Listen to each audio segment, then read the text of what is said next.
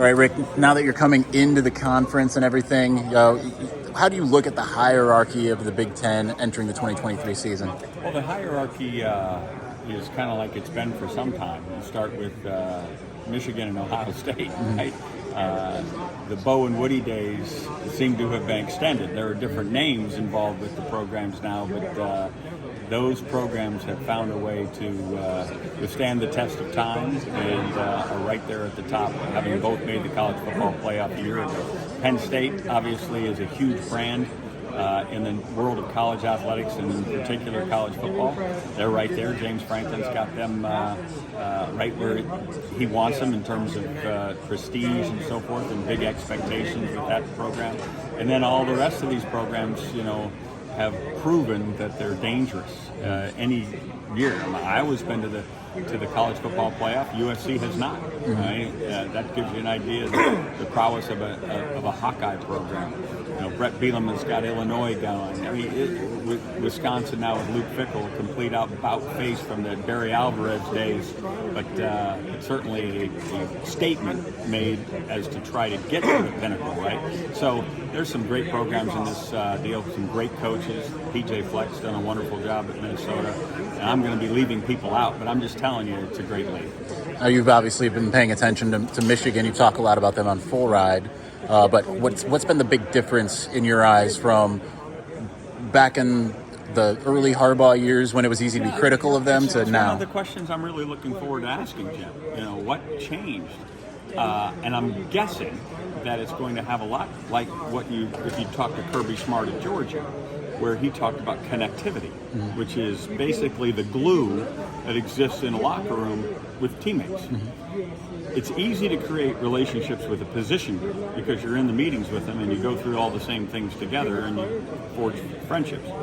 It's more difficult to do that with people in other position groups, especially on the other side of the ball. And so a head coach in trying to create a culture needs to create opportunities for those people to bond and to create glue, relationships of trust, so that the team is cohesive away from the locker room as it is while you're playing a game. And that connectivity, I have a feeling, is going to be the secret to the sauce that is taking the maize and blue back to the playoffs. Now, you played quarterback for a guy like J.J. McCarthy. How much of a boon is it for him, and how much of an impediment can also be to have the dynamic running back duo that Michigan has? Best thing a quarterback can have is a running back. Number one, it gives you a play off. You hand it off and you can relax and not have to worry about making the right read, knowing down and distance and all that kind of stuff. It's just an easy down to participate in. Carry out a fake and you're good, right? A running game forces extra people in the box, which creates easier defensive looks to either play action pass or even drop back pass, because single high creates more space for 5 receivers. There's usually only 4 underneath defenders. So now you can throw with what we call horizontal reads, which are easier, one-on-one reads outside with your wide receivers. The more you are leaning to the pass or put yourself in long yard situations, the more two safeties show up in the defense, the more now you have to be more accurate, you have to be much more careful with the football.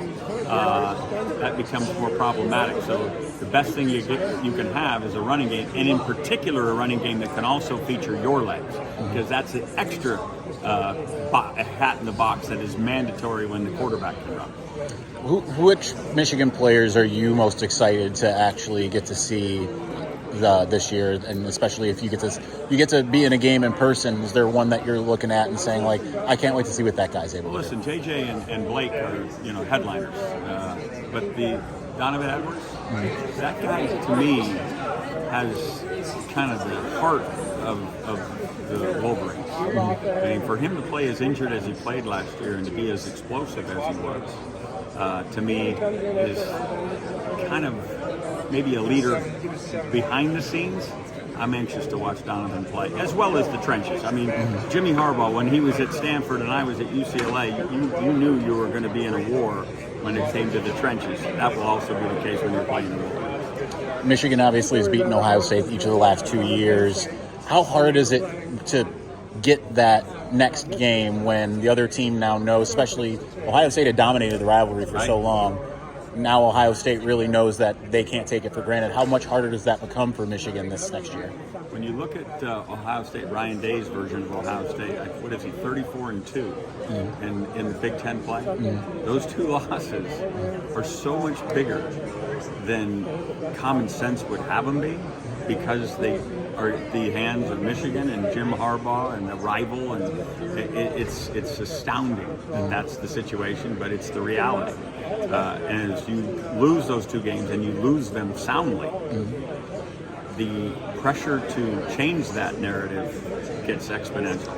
So there's big time pressure on the Scarlet and Gray to change their fortunes in that particular rivalry. Awesome. Thank you.